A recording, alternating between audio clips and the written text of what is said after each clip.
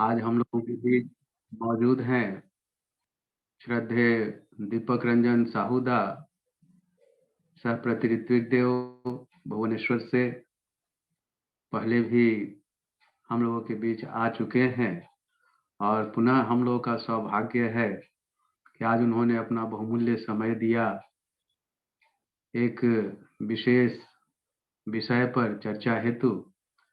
और उनका विषय है आज के लिए अखंड व्यक्तित्व। स्वयं श्रद्धेय दीपक रंजन दा ने ही इस विषय को दिया है। हम लोग सभी उनका हार्दिक अभिनंदन करते हैं और उनसे आग्रह है कि दादा आए और इस विषय पर चर्चा करके हम लोगों को अनुप्राणित करें। श्रद्धेय दीपक रंजन साहूदा।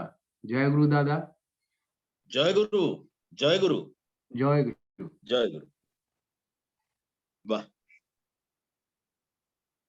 वंदे लोक तिलकं सत्वत वार्ता विभूषणं अमर कृतुश्चरणं प्रवृद्धं लोक जीवनं प्रणयो प्रमत जागदीपनं वंदे जीवन जीवनं सत्पुरुषं। परम प्रेम श्री श्री ठाकुर जी के चरण पर मेरा कोटि कोटि प्रणाम।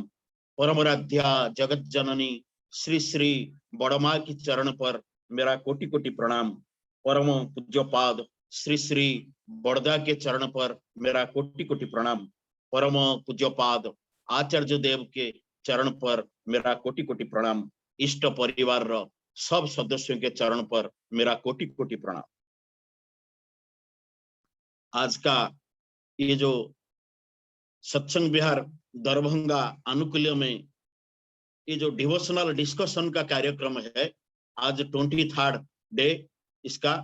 तो आज पहले ये सत्संग में मैं प्रार्थना करता हूं कि दरभंगा एरिया और हम सब भी ये परमपिता का दया और आशीर्वाद से और आगे बढ़े इष्ट को लेकर, यही प्रार्थना रखकर मेरा वक्तव्य को मैं आगे लेने के लिए तैयार रहता हूं। पहले मैं आज का जो सत्संग परिचालना कर रहे हैं ऋतिक देवता श्रीयुक्त प्रवीण दा को मेरा जय गुरु और उपस्थित अनेक अनेक ऋतिक देवता मंडली को, पूत पवित्र पांजाधारी कर्मी भाइयों को, गुरु भाई लोग को, माँ लोग को, बच्चे लोग को, सभी को मेरा जय गुरु। आज सुबह सुबह ठंडा का मौसम, आप दरभंगा में मुझे मालूम है कि बहुत ठंडा लगता है दरभंगा में, और दरभंगा और हमारा भुवनेश्वर इसका बीच में एक गहिर रिश्ता है। तो मैं बाद में बात बोलूंगा।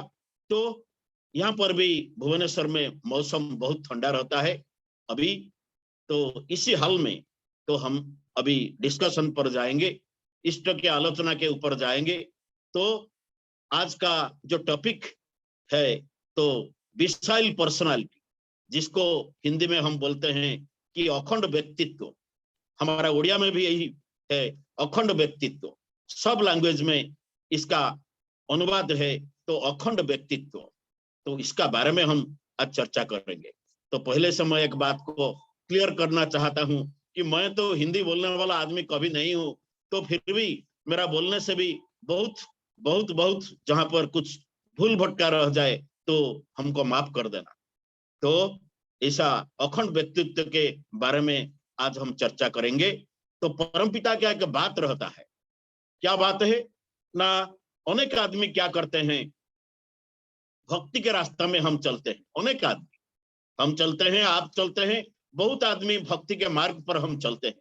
लेकिन ठाकुर जी का एक बात रहता है, ठाकुर जी कहते हैं कि देखो भक्ति मार्ग में रहना ये तो जरूरी है, बहुत जरूरी है, लेकिन जिसका पास पक्का व्यक्तित्व न रहे, जिसका पास पक्का व्यक्तित्व भक्तिभाव रहने से भी अगर हमारा पास व्यक्तित्व नहीं रहता है, जिसको हम अंग्रेजी में पर्सनालिटी बोलते हैं, वो पर्सनालिटी नहीं रहने से आदमी सक्षम नहीं हो पाता है बाहर जाकर, घर को छोड़कर जब वो बाहर जाता है तो वो सक्षम नहीं हो सकता है कुछ काम करने के लिए।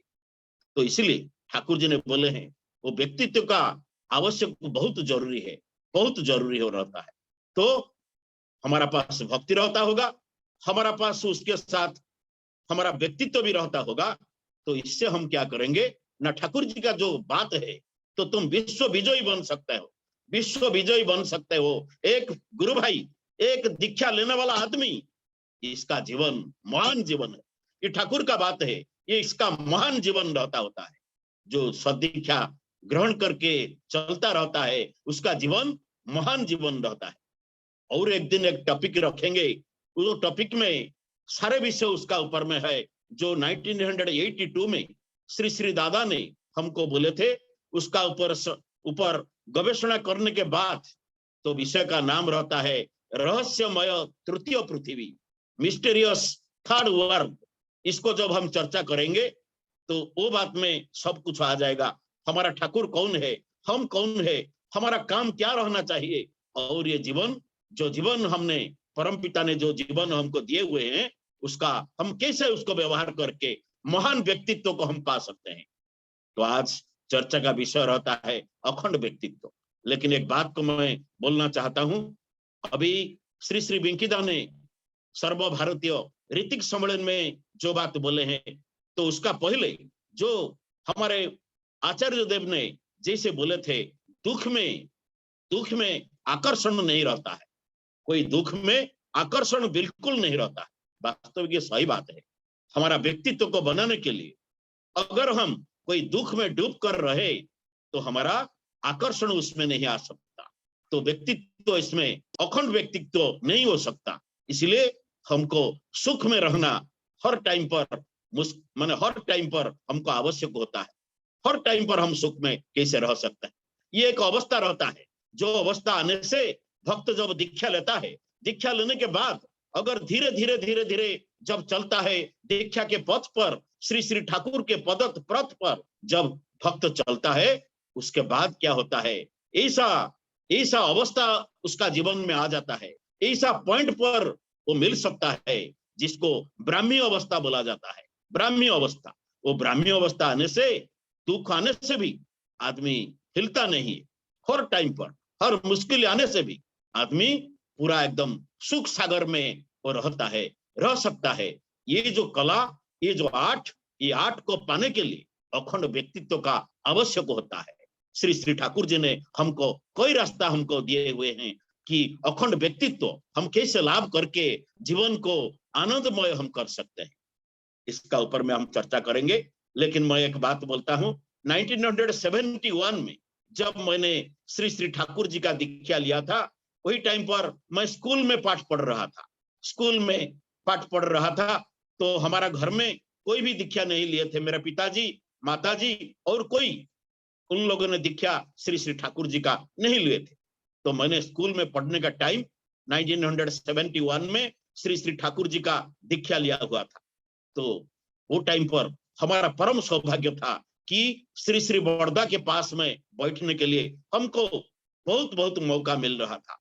1971 से लेकर लास्ट तक, उनका लास्ट तक, पूरे में जब देहांत हो गए, वो लास्ट तक हमने उनके साथ रहने से एक बात श्री श्री बड़दा बार बार बोल रहे थे, जो आज अखंड व्यक्तित्व के बारे में, जो विशाल पर्सनालिटी के बारे में, या अखंड व्यक्तित्व हम कैसे लाभ करेंगे जीवन में। हमारे लड़के लोग, हमारे घर में सब सदस्य जीवन में कैसे अखंड व्यक्तित्व लाभ करके जीवन को महान जीवन बना सकते हैं, यही बात सब उसमें रहता है।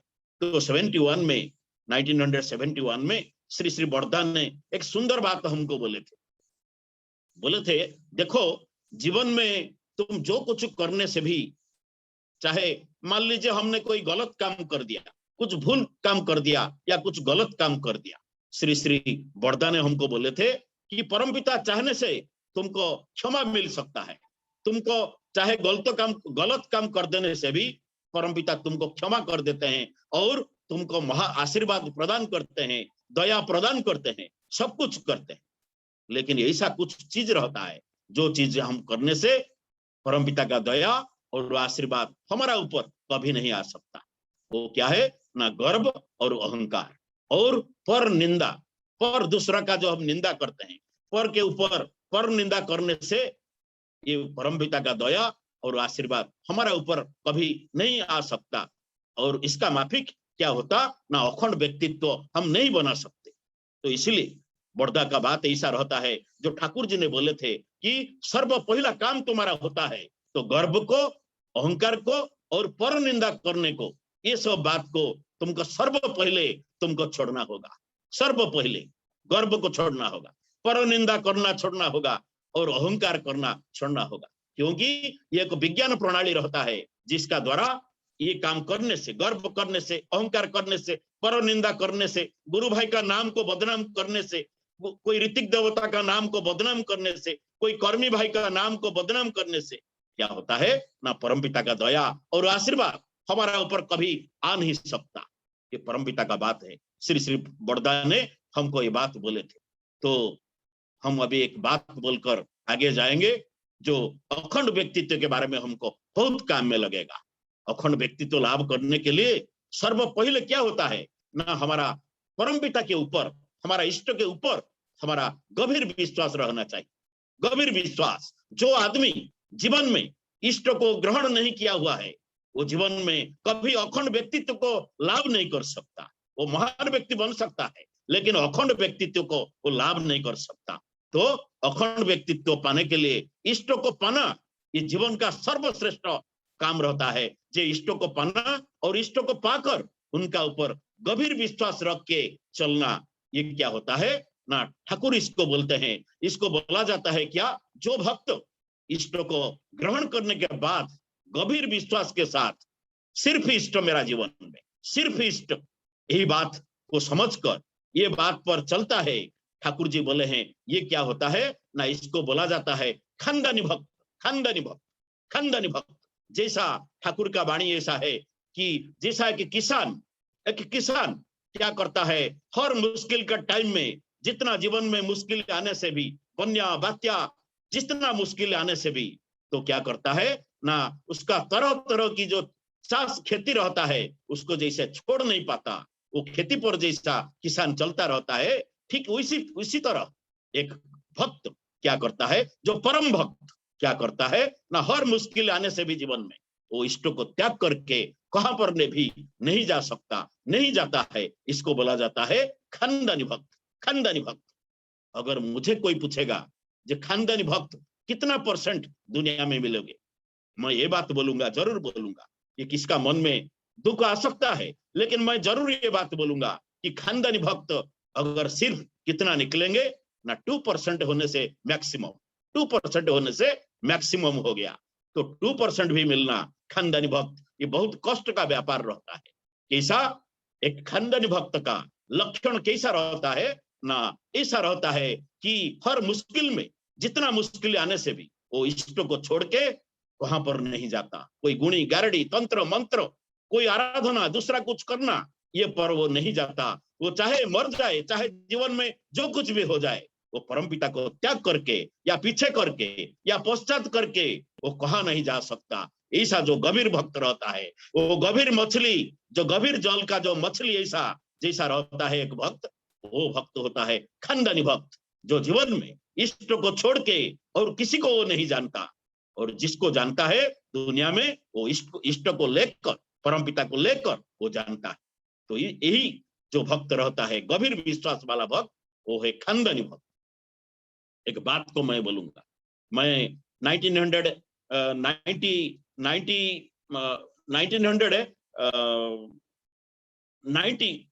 मसीहा का बात ये रहता है। 90 मसीहा में एक विशेष मैंने दायित्व मुझे मिला था। तो आश्रम से एक खबर आया था, मैंने देवघर आश्रम गया था। 1900 भूल मैंने बोल दिया, ये 84 या 85 का बात ये रहता है। 1900 मैं आश्रम का निर्देश पाकर देवघर आश्रम गया था। वहां पर क्या काम था मेरा ना, आप लोग ने जो देखे हुए हैं, जो दा हाउस हमारा रहता है, वो दा हाउस जो है आश्रम का गेट के पास में, उसमें उसका एक पोर्शन था, एक पोर्शन था जो हमारा सत्संग का नहीं था, वो दूसरा आदमी का था। वो सत्संग को माने बेचने के लिए वो आदमी तैयार नहीं था। वो बेचने के लिए तैयार था लेकिन सत्संग को देने के लिए मना कर रहा था। इसलिए मुझे निर्देश था कि आप आएंगे, सादा ड्रेस पहनकर आपको आना होगा और वो लोग के साथ बात करके आपको खरीद करना होगा, और खरीद करने के बाद आप सत्संग को ट्रांसफर कर देंगे सत्संग का नाम पर। मैंने गया था, रहते रहते पूरा 1 महीना से ज्यादा टाइम मुझे लग गया रहने के लिए। तो उसमें एक दिन का बात है, मैं तो वहां पर जो फिलैंथ्रोपी का ऊपर में एक सत्संग चल रहा था, श्री श्री बड़दा के सुस्थता का बारे में।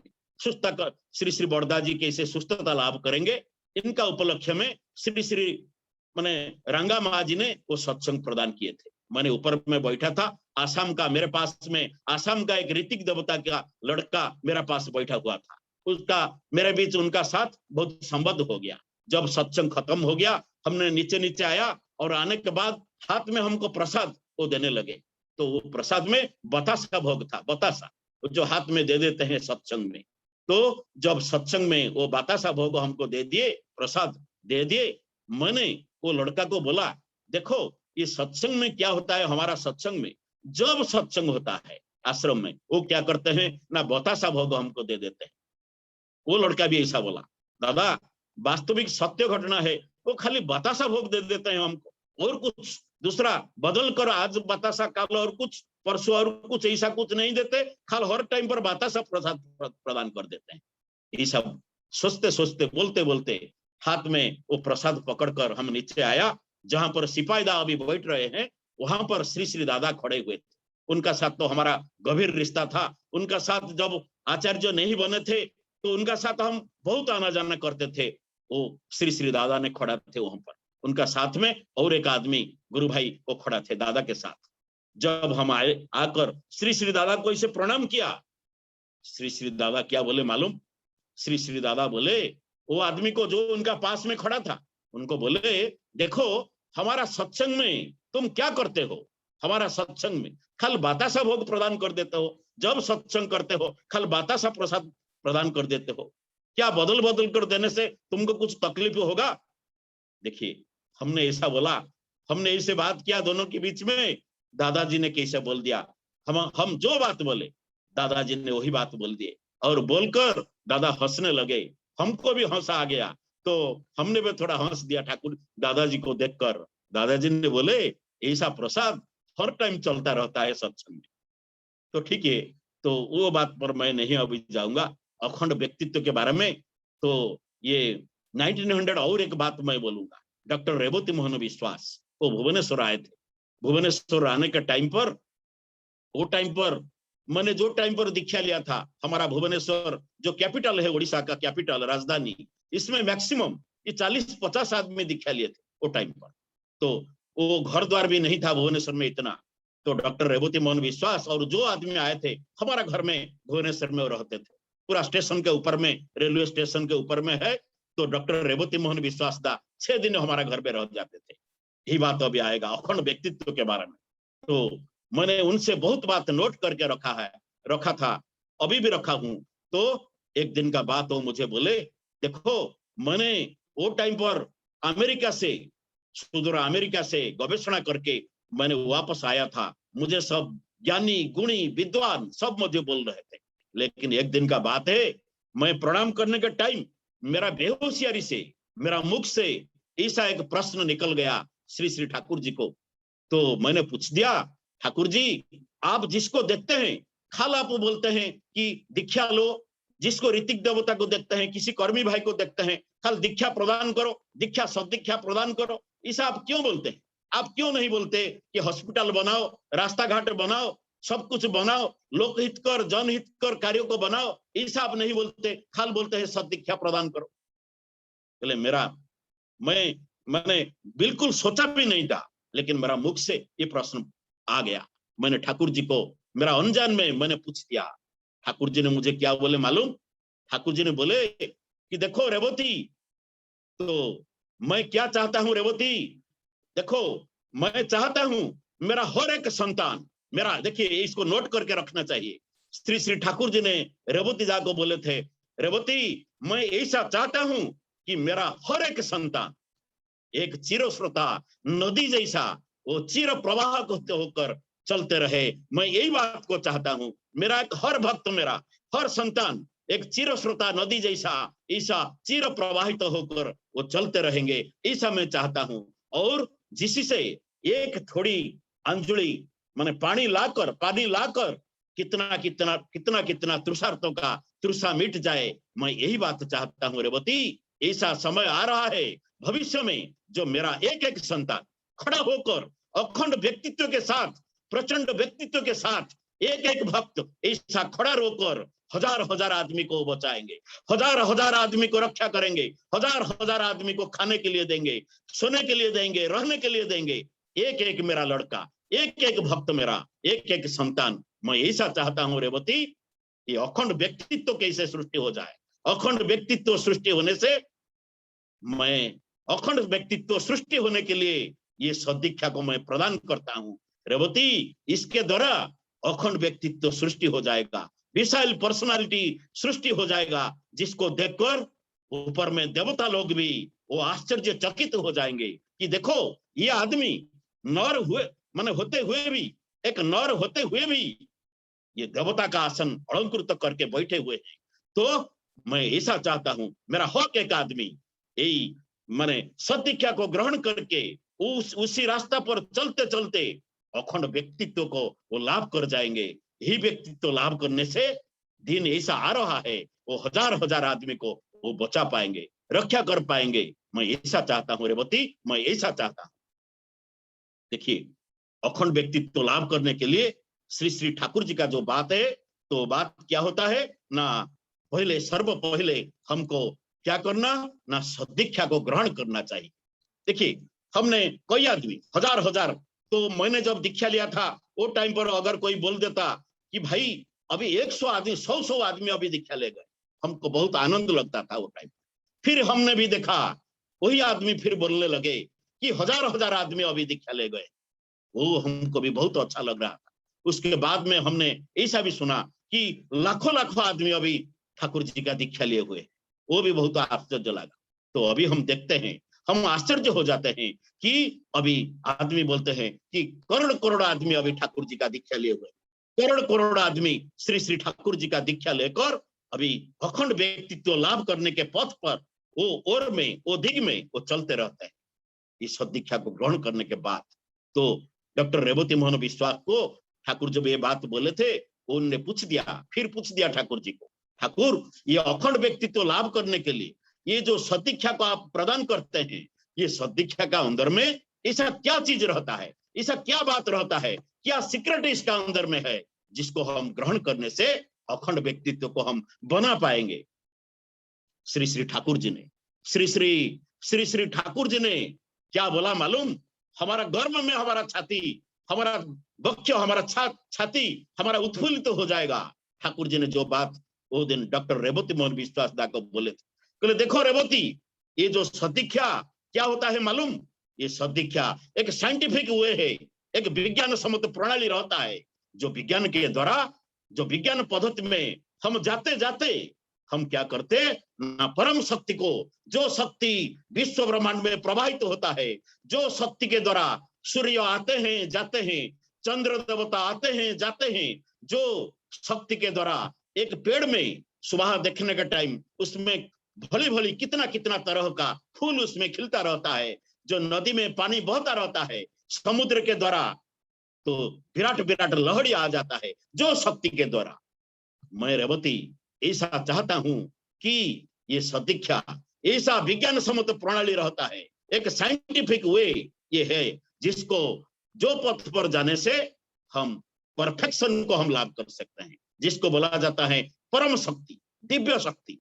जो दिव्य शक्ति को एक आदमी ये सदीक्षा के द्वारा चलते चलते विराट शक्ति, सृष्टि का जो मुख्य शक्ति, सृष्टि का जो मेन शक्ति, वो शक्ति के साथ उसका मिलावट हो जाता है। वो शक्ति हर रोज हमारा अंदर में रहता है, रह सकता है। ठाकुर जी ने बोले ये एक विज्ञान सम्मत प्रणाली रहता है।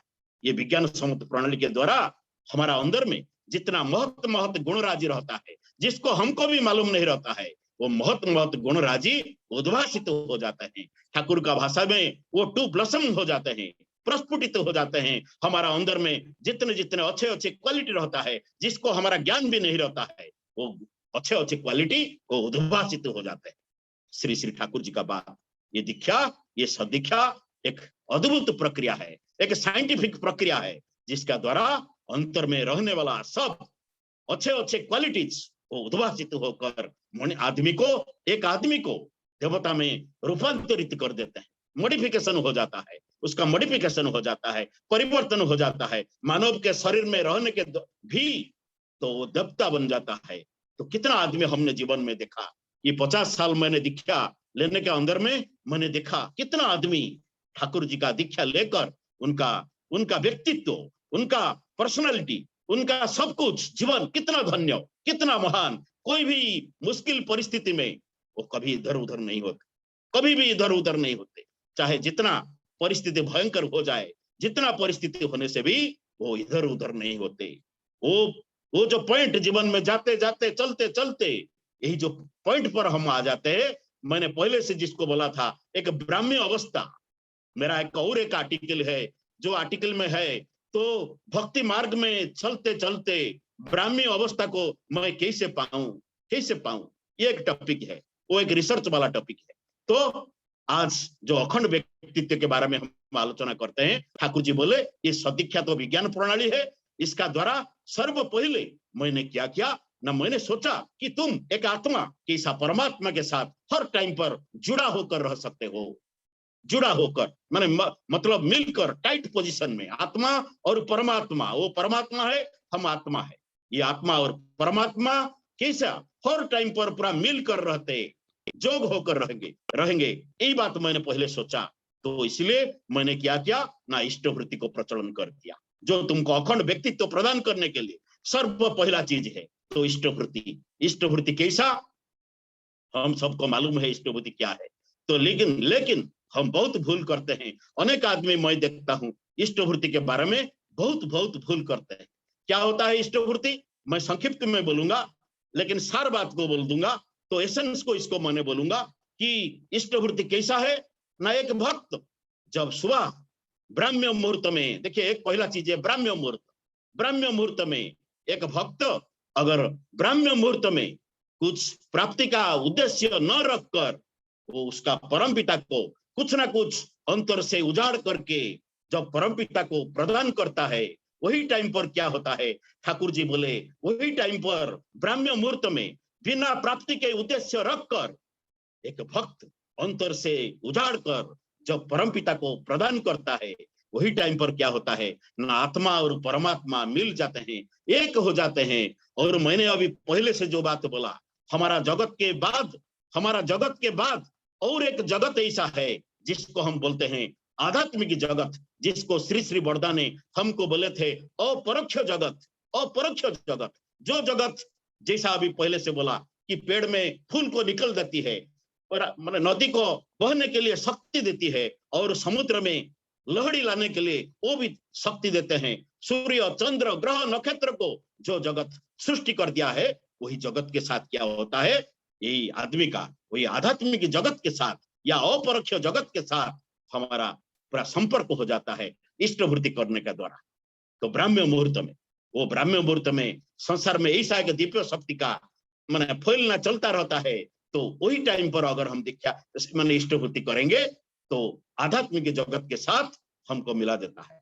तो इसलिए आध्यात्मिक जगत का क्या काम रहता है ना, हर टाइम पर उसका काम ऐसा है कि एक आदमी को, एक आत्मा को ये जैसा माने श्रृंखला प्रदान करे, एक आदमी को जैसा आशीर्वाद प्रदान करे, जैसा शक्ति प्रदान करे, उसका दायित्व ऐसा परमपिता ने उनको दिया है आध्यात्मिक जगत को। लेकिन हमको चाहिए आध्यात्मिक जगत के साथ हमको मिलना होगा। तो ठाकुर जी ने बोले इष्टवृत्ति के द्वारा हम आध्यात्मिक जगत के साथ हमारा मिलना जुलना हो जाता है। ये पहला बात है, पहला हमारा कनेक्शन हो गया परमात्मा के साथ या आध्यात्मिक जगत के साथ इष्टवृत्ति के द्वारा। उसके बाद क्या होता है, अखंड व्यक्तित्व पाने के लिए ठाकुर जी ने बोले उसके बाद मैंने क्या किया ना, तुमको जजन के ऊपर मैंने तुमको जजन दिया। जजन क्या चीज होता है ना, ऐसा एक आचरण।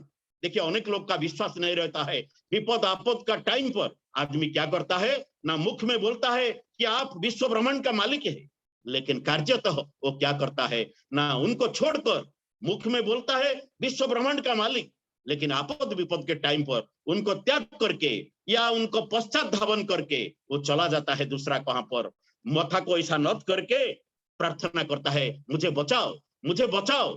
कोई गुणी गारड़ी तंत्र मंत्र ईसा पास जाकर बोलता है, मुझे बचाओ, मुझे बचाओ। ठाकुर जी ने बोले गंभीर विश्वास, अभी गंभीर विश्वास नहीं रहने से ये कोरोना महामारी का जो समय और भयंकर समय जो आ रहा है, एक चीज हमको रक्षा करेगा, गंभीर विश्वास। एकमात्र इष्ट दूसरा कोई नहीं है, हमारा जीवन में दूसरा कोई नहीं है, एकमात्र इष्ट हमारा। यही जो भाव, यही बात लाने के लिए श्री श्री ठाकुर जी ने बोले, मैंने जजन को दिया तुमको, मैंने जजन को दिया। जो आचरण करने से हमारा गंभीर विश्वास उनका ऊपर आ जाता है, जो आचरण करने से हमारा गंभीर विश्वास, गंभीर आवेग, गंभीर विश्वास। एक भक्त का जीवन रंगीन, वो रंगीन जीवन एक भक्त का। इसलिए ना हर टाइम पर वो खाने, चाहे वो खाने के लिए बैठे रहो या जाने था मैंने गाड़ी मोटर में जाने का टाइम भी, कोई काम करने का टाइम भी, उसका अंतर में इष्ट का भाव, इष्ट का चिंता, इष्ट का काम, इष्ट का रूप लावण्य सब कुछ उसका अंदर में दिखाई देता है एक भक्त का जीवन में। तो ठाकुर जी ने बोले यही आवेग लाने के लिए, यही विश्वास लाने के लिए मैंने क्या किया ना, जजन को प्रदान किया। जो आचरण करने से ये सब विश्वास, गंभीर आवेग, गंभीर उद्दीपना इष्ट के ऊपर हमारा आ जाएगा। तो चाहे वो आचरण क्या है ना, सत्संग में बैठ कर हो, कोई ग्रंथ पाठ करके हो, कोई ऋतिक देवता का, कोई कर्मी भाइयों का, कोई गुरु भाइयों का, कोई अभिज्ञता को, एक्सपीरियंस को लेकर हो, या कुछ करने के, ध्यान करने के द्वारा हो, किसी भी तरह जो हमारा विश्वास उनका ऊपर आ जाएगा, जो आचरण करने से, यही आचरण होता है जजन, यही आचरण होता है जजन, जो हमको अखंड व्यक्तित्व लाभ करने के लिए वो एक बड़ा सोपान भी रहता है। हमको जानना चाहिए, हमको ज्ञान चाहिए, ये ज्ञान हमको करना चाहिए। इसी पर मेरा एक बात अभी मन में आ जाता है, बहुत दिन का बात है। काल मैंने एक उड़ीसा में एक सत्संग में जाजन किया था 20 साल के बाद। तो श्री श्री दादा के साथ घूमने का टाइम एक सुंदर बात हमको बोले थे। ये बात कहां पर भी जाजन नहीं हुआ है आज तक, क्योंकि वो बात हमको बोले थे, ये जो 3 मांकड़ का बात आपने जाना है, मरकत जो मंकी, एक मंकी क्या करता है ना, आंख को बंद कर बैठा हुआ है, और एक मंकी कान को बंद करके बैठा हुआ है, और एक मंकी पाटी को, मुख को बंद करके बैठा हुआ है। दादाजी ने बोले ये किसी लिए आंख को बंद कर दिया है ना, कुछ मैं नहीं देखूंगा, ये ना कुछ बुराई को नहीं देखूंगा, ये कान कुछ बुराई को मैं नहीं सुनूंगा, ये मुखड़ा ये बंद कर दिया है किसी लिए, मैं कुछ बुराई बात नहीं बोलूंगा।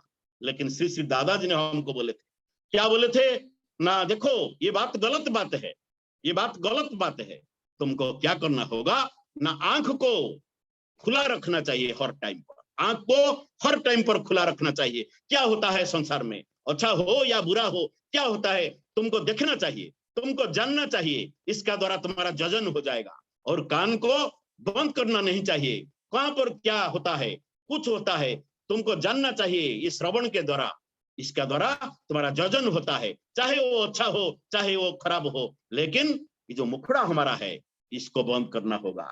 ये मंकी, ये मांकड़ जैसा इसको बंद करके रखा हुआ है, ये मुखड़ा को तुमको बंद करना होगा। श्री श्री दादाजी का बात ऐसा रहता है, आंख को खुला रखो, कान को खुला रखो, लेकिन मुखड़ा को बंद करके रखो, और पर निंदा मत करो, पर के बारे में, दूसरों के बारे में कुछ मत बोलो। ऐसा करने से जीवन में अखंड व्यक्तित्व तुम लाभ कर सकते हो। तो मैंने अभी जो आपको बोला, जो मैंने जाजन में अभी बोला कि इष्टभूति द्वारा हमने उनका साथ मिलावट हो गया, जजन के द्वारा क्या हुआ, हमारा आचरण में गंभीर विश्वास आ गया, गंभीर आवेग आ गया। हर टाइम पर हमारा मन के अंदर में इष्ट को लेकर उद्दीपना, आशा और आकांक्षा सब कुछ ज्यादा से ज्यादा लग गया, हमारा जीवन धन्य हो गया। तो हर मुहूर्त में, हर मोमेंट में हम इष्ट के बारे में सोचने लगे, ये आचरण जजन द्वारा।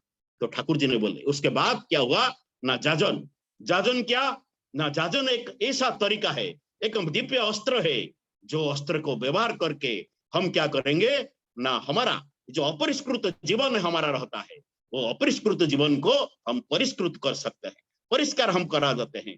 हमारा शरीर को, हमारा मन को, हमारा प्राण को, सबको हम प्योर बना सकते हैं जाजन के द्वारा। श्री श्री ठाकुर जी ने बोले देखो, हमारा मन, हमारा शरीर, हमारा आत्मा, हमारा चिंता, जो टाइम पर अपरिष्कृत रहता है, परमपिता जे दिव्य शक्ति, परमपिता जे दिव्य पर माने शक्ति, वो तुम्हारा ऊपर उद्भासित तो नहीं हो सकते हैं, तुम्हारा ऊपर वो आ नहीं सकते, तुम अपरिष्कृत हो, इसीलिए उनका भावधारा तुम्हारा ऊपर नहीं आ सकता है।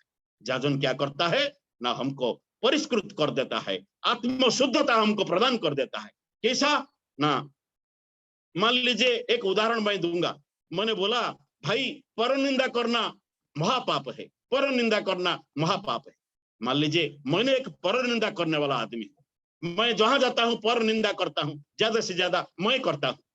तो ठाकुर जी ने बोले ऐसा तुम बार बार बोलोगे कि पर निंदा करना महापाप है, पर निंदा करना महापाप है, पर निंदा करना महापाप है। 100 आदमी को बोला, 500 आदमी को बोला, 1000 आदमी को बोला। देखो जीवन में तुम एक पर निंदा करने वाला आदमी होने से भी तुम और पर निंदा नहीं कर सकते, नहीं कर सकते। तुम्हारा परिवर्तन हो जाएगा, तुम्हारा महान परिवर्तन हो जाएगा, मॉडिफिकेशन हो जाएगा। इसके द्वारा क्या होगा ना, आत्म शुद्धता तुम पा सकोगे, आत्म शुद्धता हो जाएगा। जो टाइम पर एक तालाब में, एक पुष्करणी में पानी जब हिलता चलता रहता होता है, विराट सूर्य जैसे उसका ऊपर में प्रतिफलित नहीं हो सकते, ठीक उसी तरह हमारा अंदर में कोई अपरिष्कृत चीज रह जाए, हमारा भावना में, हमारा चिंता में जब कोई अपरिष्कृत चीज रह जाए, तो क्या करेगा ना, परमपिता का दिव्य परिप्रकाश को हमारा ऊपर नहीं ला सकता। इसलिए श्री श्री ठाकुर जी ने बोले तो जाजन नहीं करने से अखंड व्यक्तित्व हमारा कभी सृष्टि नहीं हो सकता। श्री श्री ठाकुर जी ने बोले तो हमको क्या करना होगा ना, जाजन करने से ऐसा अखंड व्यक्तित्व हमारा लाभ हो सकता है, हम परिवर्तित हो जाते हैं, हमारा अपरिष्कृत चीज परिवर्तन होकर मैं आत्म शुद्धता में लाभ कर सकता हूं। इसके द्वारा अखंड व्यक्तित्व सृष्टि हो जाता है। ठाकुर जी ने बोले बाद में जब ये इष्टभूति मिला दिया उनके साथ, जजन हमारा उद्दीपन आवेग उनका ऊपर में सृष्टि कर दिया और जाजन हमको परिष्कृत कर दिया। लास्ट में ठाकुर जी ने क्या बोले, ये तीनों और बहुत बात है, लेकिन ये तीनों जब मिल जाएंगे, इष्टभूति और जजन और जाजन, ये जब मिल जाएंगे, ठाकुर जी बोले हैं क्या होगा ना, एक कवर्जिंग कोऑर्डिनेशन हो जाएगा हमारा अंदर। एक आदमी का अंदर में क्या होता है, अब देखिए एक आदमी का अंदर में क्या है ना, साइंटिस्ट लोग बोल रहे हैं कि मेरा अंदर में 9 सिस्टम्स है, 9 सिस्टम से रक्त संचालन होता है, मेरा दिमाग काम करता है, मेरा अपरिष्कृत चीज बाहर को जाता है, पर मैंने बाहर चला जाता है। ये जितना सिस्टम्स है हमारा कोऑर्डिनेशन, एक सिस्टम का दूसरा सिस्टम के साथ कोऑर्डिनेशन नहीं रहने से क्या होता है, हम अखंड व्यक्तित्व लाभ नहीं कर सकते। श्री श्री ठाकुर जी ने बोले देखो सदीक्षा में 2 चीज हो जाता है, क्या होता है ना, हमारा अंदर में आंतरिक जो शक्ति है, ये आंतरिक शक्ति को ये क्या कर देता है ना, परिवर्तन कर देता है, आंतरिक शक्ति में परिवर्तन ला सकता है। मेरा अंतर में जितना सिस्टम से दूसरे के साथ कोऑर्डिनेशन नहीं रहने से, जिसको ताल हम बोलते हैं, ताल नहीं रहने से मैं डेवलप नहीं कर सकता, मैं अखंड व्यक्तित्व तो नहीं लाभ कर सकता। ठाकुर जी ने बोले इष्टभूति जजन जाजन करने से आंतरिक शक्ति जागृत हो जाता है, अंतर में सब सिस्टम्स एक ही हो जाता है, एक सिस्टम दूसरा सिस्टम के साथ मिलजुल कर काम करते हैं, मेरा ब्रेन पावर डेवलप कर जाता है, मेरा व्यक्तित्व डेवलप कर जाता है। तो ठाकुर एक बात बोलूंगा, मेरा जाजन को खत्म करूंगा। आप जानते हैं उड़ीसा जगन्नाथ जी के राज्य से है, हमारा घर में क्या होता है ना, हर टाइम जगन्नाथ जी को लेकर हम चलते हैं, लेकिन एक आदमी खाली जब बोलेगा मैं जगन्नाथ जगन्नाथ जगन्नाथ जी हूंगा, तो जीवन में डेवलप नहीं हो सकता। उसको दीक्षा ग्रहण करना होगा, दीक्षा लेकर चलना होगा, और ये पथ में जाने से तो हमारा अखंड व्यक्तित्व सृष्टि हो सकता है, विशाल पर्सनालिटी सृष्टि हो जाता है। तो टाइम हो गया, अभी मेरा जाजन को मैं यहाँ पर विराम देता हूँ, लेकिन बोलता हूँ कभी एक जो रहस्यमय तृतीय पृथ्वी, जो मिस्टीरियस थर्ड वर्ल्ड के लिए उसको आलोचना करने के लिए 50 मिनट्स टाइम लग जाता है, कभी रखने से, मुझे पहले से बता देने से मैं तैयार हो जाऊंगा, वो बात को जाजन करेंगे। ऐसा बोलकर मेरा वक्तव्य को मैं विराम देता हूँ, प्रार्थना करता हूँ कि आपका जो पवित्र अंचल दरभंगा है वो और डेवलप करे ठाकुर जी को लेकर। वंदे पुरुषोत्तम। जय गुरु जय गुरु। प्रविंदा जय गुरु। जय गुरु दादा, जय गुरु दादा। जय गुरु। बहुत ही